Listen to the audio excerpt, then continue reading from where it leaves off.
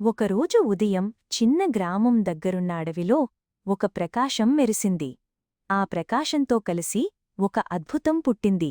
పిల్లలు ఒక ప్రకాశించే గుడ్డును చూస్తారు.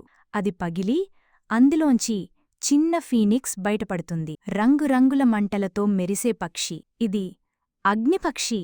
లేదు, ఇది పురాణాల్లో చెప్పే ఫీనిక్స్. దుష్ట మాంత్రికులు వస్తారు. వారు ఫీనిక్స్ శక్తిని దోచుకోవాలని ప్రయత్నిస్తారు. మాంత్రికుడు: ఆ పక్షి మాది. దాని అగ్నిజ్వాలలతో మేము ప్రపంచాన్ని జయిస్తాము. అడవిలో మాంత్రిక జంతువులు సహాయం చేస్తాయి. జ్ఞాని జింక, వెలిగే సీతాకోకచులుకలు, మృదువైన ఎలుగుబంటి ఆత్మ. ఫీనిక్స్ చిన్నమంటలతో చీకటిని వెలిగిస్తుంది, మార్గం చూపిస్తుంది. మంచుతో కప్పబడిన పర్వతాలు. పిల్లలు ఒకరికి ఒకరు తోడ్పడుతూ ఎక్కుతారు. దుష్టమాంత్రికులు మళ్లీ దాడి చేస్తారు. కాని మాయాజంతువులు ఫీనిక్స్ వారిని ఎదుర్కొంటాయి.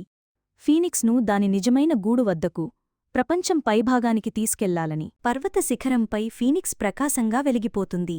రంగుల అగ్నివిరజిమ్ముతూ మాంత్రికులను తరిమేస్తుంది. ఫీనిక్స్ పెద్ద రెక్కలు పెంచుకుని గూడువైపు ఎగురుతుంది. ఫీనిక్స్ ఆకాశంలో ఎగురుతూ ప్రపంచానికి వెలుగు చల్లుతుంది. పిల్లలు ఆశ్చర్యంగా చూస్తారు. నిజమైన మాయాశక్తి అధికారం కాదు, స్నేహం, ధైర్యం, ప్రేమలోనే ఉంటుంది.